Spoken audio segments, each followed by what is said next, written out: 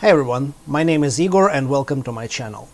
In this video I will talk about using a copper-filled 3D printing filament, and I will show you some ways to post-process it.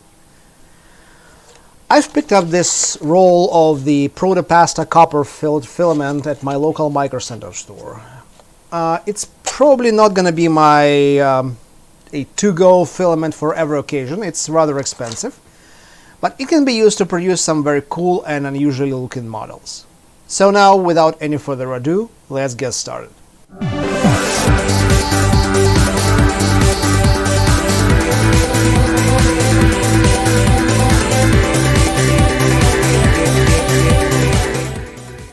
Here are some coins from the Pirates of the Caribbean that I have printed with this filament.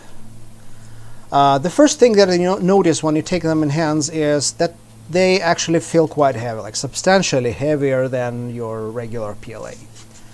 I've also printed a few of these coins with regular PLA, like this, weighted them all and did some math to find out how much copper is really in this plastic. Knowing that this filament is PLA, or technically HTPLA, which stands for heat treatable PLA, and I'll talk about it later, with copper powder as a filler, and knowing densities of PLA and copper, we can calculate amount of copper in this plastic. Turns out there is about 15% copper by volume and almost 50% by weight. Although it seems to be quite a lot, it doesn't make this plastic conductive. It is also worth noting that it doesn't really make plastic any stronger. And the filament itself is quite brittle, so it needs to be loaded carefully without bending it too much.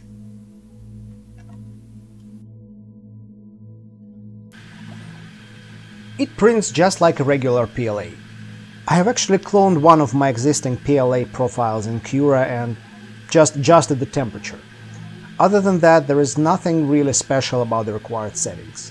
By the way, since this is an HTPLA, the model can be annealed in an oven at 110 degrees Celsius or 225 degrees Fahrenheit for about 10 minutes, or maybe a little bit longer for bigger models. And after this, plastic becomes much stronger and heat resistant, almost to its melting point, although at a cost of slight deformation.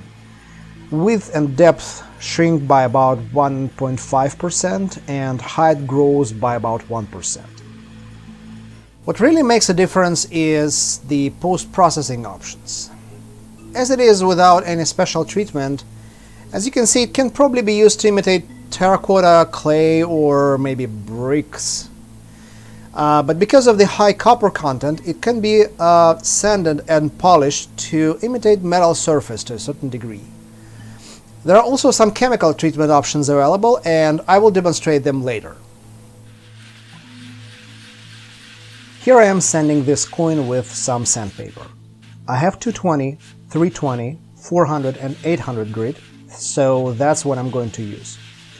According to the Proto-Pasta site, you can also use a rock tumbler with steel shot to polish it. As you move to finer and finer grits, the surface of plastic becomes more and more shiny. It will not achieve a mirror-like look of polished metal, but it still looks quite nice. Here you can see some patches of reflected light on a freshly ground and polished surface. At this point you can apply some transparent top coat to prevent oxidation, so the surface remains shiny. Here's one that has a larger surface. I have polished it earlier and it looks very nice. Now let's talk about chemical treatment options. As you may know, copper oxidizes, producing some nice colors ranging from blue and green to brown and black, depending on the conditions and chemicals at play. We can use this to make our model look like it's made of copper, which was left to oxidize for years. Before we treat the coin, we need to remove a thin layer of plastic to expose the metal particles. You can do it by sanding. Here I am using a Dremel tool with a wire brush because I want to have a more rough surface texture. Just go lightly and don't press too hard. You only need to shave off a very thin top layer. To oxidize the copper, we will use white vinegar and table salt. Here I'm using 50 milliliters of vinegar, which is probably way too much, since we don't really need to submerge the model. To the vinegar I'm adding salt, and I'm stirring the mixture to dissolve it. There is no need for precise measurements here, just try to dissolve as much as possible to make the solution saturated. Now I'm going to wrap the coin with some paper towels, wet them with the solution and let everything dry. It takes about 8 to 10 hours to develop patina, and if it seems that nothing has happened after 10 hours, then just unwrap your model and let it air dry. The patina layer will develop. Wash it gently with fresh water, just don't scrub it, and let it air dry again. It may seem that patina is washed away, but don't worry, it should reappear after drying. Seal it with a layer or two of clear coat because it is quite weak and can be easily rubbed off. So this is pretty much all I had for today to tell about the Proto-Pasta copper-filled filament. It's a great decorative plastic and can be easily treated to give it a variety of interesting looks. Please let me know in the comments if you have other experience with this filament, or if you know any better or maybe just different ways to post-process it. I hope you liked this video and you learned something new.